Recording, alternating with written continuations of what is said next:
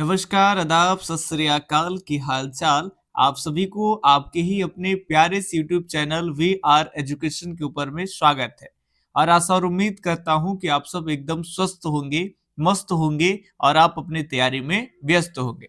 तो चलिए, पिछले दिन हम लोग देखे थे 12th क्लास के इतिहास के 5वें चैप्टर, जिस चैप्टर का नाम है यात्रियों के नजरिया। इसके जितने भी एमसीक्यू ऑब्जेक्टिव क्वेश्चन आपके थे वो हम आपको करा चुके हैं। और यहाँ कब तक कराए, तो ये 24 प्रश्न तक करा दिए। और आज हम आपको इसी चैप्टर में 25 प्रश्न से शुरू कर करके और लास्ट में हम आपके 36 यानी 36 प्रश्न तक हम लोग जाएंगे। अगर जो बच्चे तीनों सीरीज को देख लेंगे आज तक के सीरीज को लेकर के, यानी इस चैप्टर के 36 क्वेश्चन पर अगर अपना अभ्यास कर लेते हैं, तो यात्रियों के नजरिया 5वें चैप्टर से किधर से भी प्रश्न आएंगे आराम से बना पाएंगे, उनके लिए कोई हार्ड नहीं रहेगा। तो चलिए, आज के सेशन को हम स्टार्ट करते हैं। और आज 25 नंबर प्रश्न एकदम बढ़िया प्यारा सा प्रश्न है। वास्को डी गामा भारत कब पहुंचा? 17 मई 1498 ईस्वी, 17 मार्च 1598 ईस्वी, 17 मार्च 1498, या फिर 15 मई 1598 ईस्वी। तो 17 मई 1598 ईस्वी। तो इस तरह से 4 ऑप्शन है, आपको एक ऑप्शन चूज करने हैं कि वास्को डी गामा भारत में कब आए। वो की बाकी तो आप जान रहे हैं, कालीकट, वो जामोरियन वगैरह राजा, ये सब ठीक है। तो चलिए, यहाँ पे हम आंसर पे फोकस केवल ज्यादा करेंगे ताकि समय आपका ज्यादा ना लगे। तो 25 के ए ऑप्शन राइट है, 17 मई 1498 ईस्वी। याद रखेंगे, 1498 लगभग सभी बच्चे याद रखेंगे। लेकिन अगर छोटी इकाई वाली जो डेट आती है उसमें दिक्कत।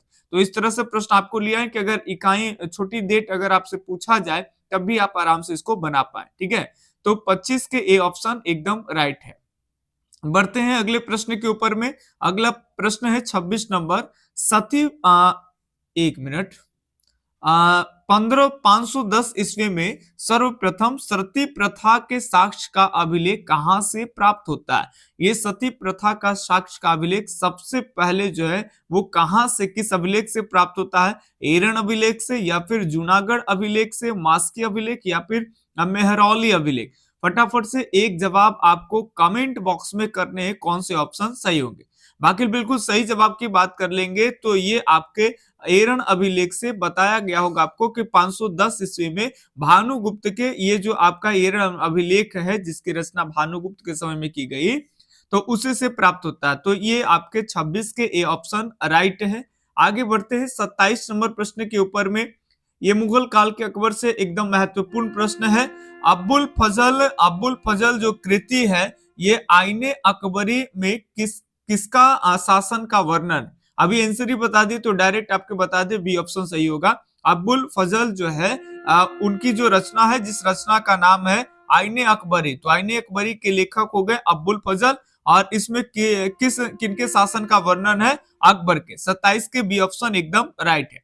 अगर थोड़ा सा ट्रेन का साउंड आ रहा होगा, माफी चाहेंगे आप सबसे। इस टाइम में वीडियो स्टार्ट कर दी, ट्रेन आ जाता है। चलिए ध्यान सुनेंगे। आईने अकबरी कितने भागों में बटा है? प्रश्न है, आईने अकबरी कितने भागों में बटा है? 2, 3, 4, 5। बिल्कुल सही जवाब है मेरे भाई, 3 ऑप्शन। याद रखेंगे, 28 के बी एकदम राइट है, यानी 3 भाग। बाकी अगले अगले वीडियो सीरीज में हम बता चुके हैं कि आईने अकबरी 3 भाग में बटे हैं। तो वो 3 भाग कौन कौन से, किस भाग में किस किस चीज का वर्णन, ठीक है। चलिए, यहाँ पे केवल आंसर पे फोकस करेंगे। दीन ए इलाही आप जानते हो नया धर्म चलाया था भाई, कौन, ये आपको बताना है। दीन ए इलाही संबंधित है बाबर के साथ से, हुमायूं के साथ, अकबर के साथ, या फिर जहांगीर के साथ? कमेंट भी, वीडियो रोक करके कमेंट भी देते चलेंगे, आपके हिसाब से कौन सही है, एकदम ईमानदारी पूर्वक, ठीक है। तो दीन ए इलाही अकबर के द्वारा चलाया गया नया धर्म है, तो ये आपके सी ऑप्शन सही हो जाएंगे, अकबर के साथ। बाकी अगले प्रश्न पे फोकस करें। 30 नंबर प्रश्न है, बाबर की आत्मकथा का नाम क्या है? बाबरनामा, तुजू के बाबरी, किताबुल हिंद, या फिर रिहला? याद रखेंगे, तो बाबर की आत्मकथा का नाम है बाबरनामा, जो बाबर ने स्वयं लिखा है। किस भाषा में? तो तुर्की भाषा में। आगे चल करके उसका जो पोता है अकबर, अकबर ने बैरम खां के लड़के को अपना लड़का माना, जिसका नाम अब्दुल रहीम था, और उसको लड़के मान के खान ए खाना की उपाधि दिया। और उसी से फिर बाबरनामा को वो फारसी भाषा में ट्रांसलेट करवाता है, ठीक है। चलिए, तो वहां से भी क्वेश्चन आते हैं, इसलिए बोल दिए। अगले प्रश्न है पृथ्वीराज रासो का लेखक कौन है। यदि आप सल्तनत की शुरुआती पढ़े होंगे तो सल्तनत की शुरुआती ही आपको पृथ्वीराज से पढ़ाया जाता है। ट्राइन का पहला युद्ध, ट्राइन का दूसरा युद्ध। बताइए पृथ्वीराज रासो के लेखक कौन है। पृथ्वीराज चौहान है, जयसिंह है, या फिर जय सुद राज है, या चंद्रबरदाई।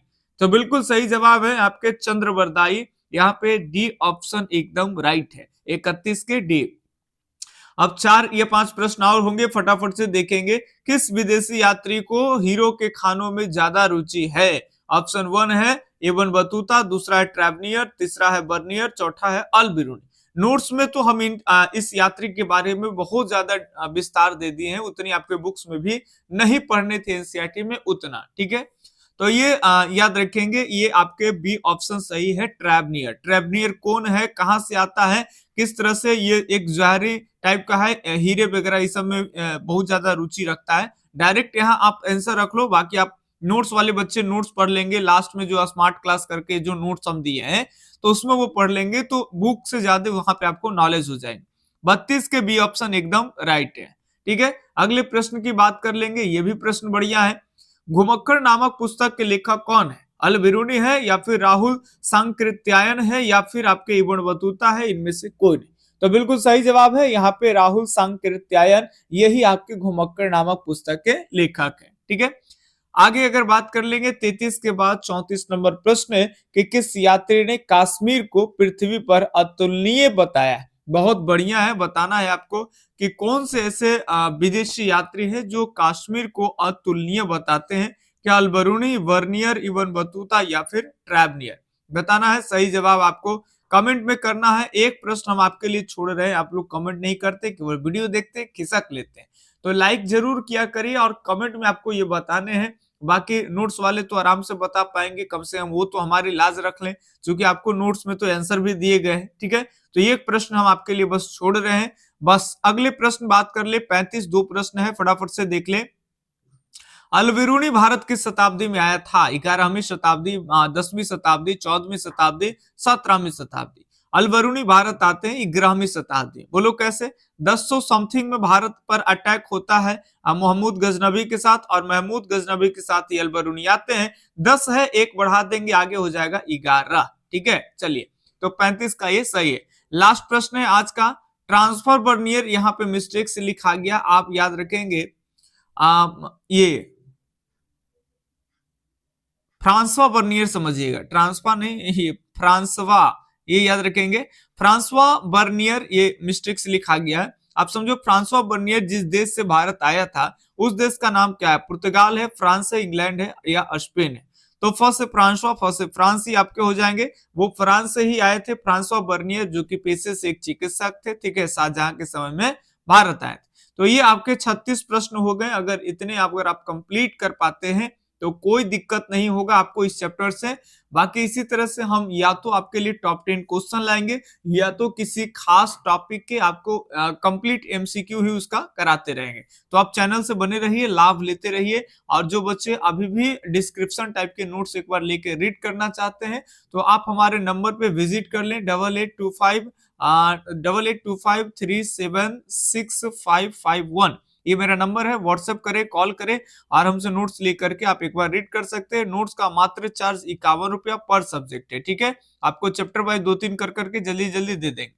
बाकी मिलते हैं अगले वीडियो सीरीज में, तब तक के लिए धन्यवाद। जय हिंद, अल्लाह हाफिज, आपका दिन शुभ हो, राधे राधे।